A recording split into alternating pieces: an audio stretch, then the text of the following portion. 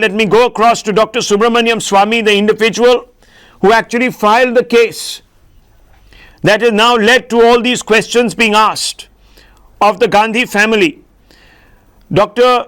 Swamy, the Congress, even as we speak, is tweeting live, and they're saying there is no restriction in law preventing political parties from giving loans. In fact, the Election Commission issued a clear order in this regard in November 2012. They said that the Congress party only wanted to retain Pandit Nehru's legacy, the National Herald, by relieving the debt held by AJL. And that's why they extended him a loan of 90 crores. Your response, sir? Well, it's irrelevant. The issue is whether the Congress had the legal right to issue a loan, give a loan or not for commercial purposes is an income tax question. And the income tax has given an exemption, which is section 13A, which says that if you are getting donations and you maintain accounts for the political purpose of running a political party, you are given tax exemption.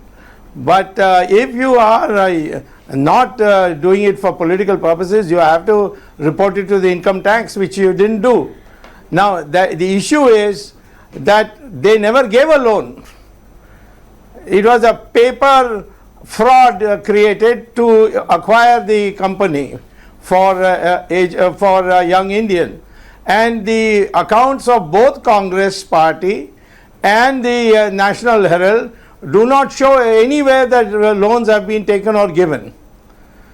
And second is that when the Congress maintained that the loan was unpayable by Associated Journals, they never took any step under the company law, such as winding up petitions to auction a part of AJL to recover the loan.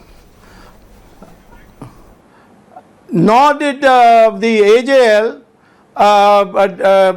auction or sell any of its properties to repay the loan. And that's what is the surprising part, that they didn't even bother to even try to recover the loan or pay the loan. The Congress says, in a position to do it. And therefore, the Congress also says, yes, Young Indian is a Section 25 not-for-profit company. This prevents any shareholder or director of Young Indian from deriving any benefit whatsoever. Majority of AJL's properties are on lease from the government and cannot be sold. Congress president sought a direction from the court to media houses to prevent them from misrepresenting the facts. All of this is a Congress's defense. Your response? It is a lie, because they can always use the money for expenses for travel, and they have done it. And it is not a question of investing the money. They have never bought this company from investing it, and they had to acquire this company only if they were going to print a newspaper. Now, after my case was registered and a summons was issued, they started publishing National Herald as if it could be a cover. But when the crime was committed and my petition was filed, there was no National Herald. Second, this National Herald is not printed in the Herald House. It's printed in the Indian Express building. And there is a notice from the House Urban Development Ministry to them why the government should not take the property back, in view of the fact that they are not using the property for the purpose of printing newspapers. Right. And they have not yet replied to that notice. That's the next scandal that is coming out. Okay, but the Enforcement Directorate, the Congress says, under Prime Minister Modi, had closed the National Herald case in 2015. That's what they are writing, even as we speak. Well, there was no closure. There is no closure. The Enforcement Directorate is still at it because this Doltex is money laundering. And you know that loan that you were mentioning is zero interest loan.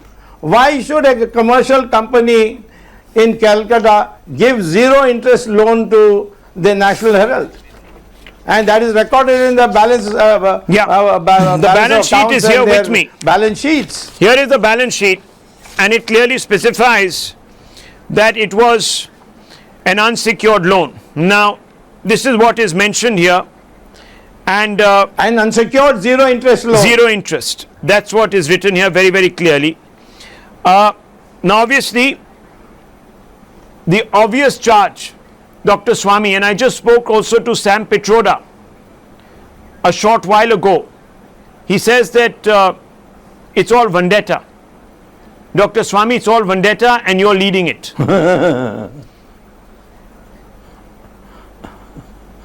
Well, they should at least now think of something original. This is such a hackneyed old thing. It's a vendetta by whom? The courts? The courts have issued notice. They went to the Supreme Court against it, and the court said go to the court and get arrested and take bail, which they did. Now all this is vendetta by whom? Okay, Dr. Swamy poses a question. Are the courts also part of the vendetta? Thank you, Dr. Swamy. I know you're in a hurry. I know that you're involved in a very important and delicate matter right now. Thank you very much for joining me. I want to open this out.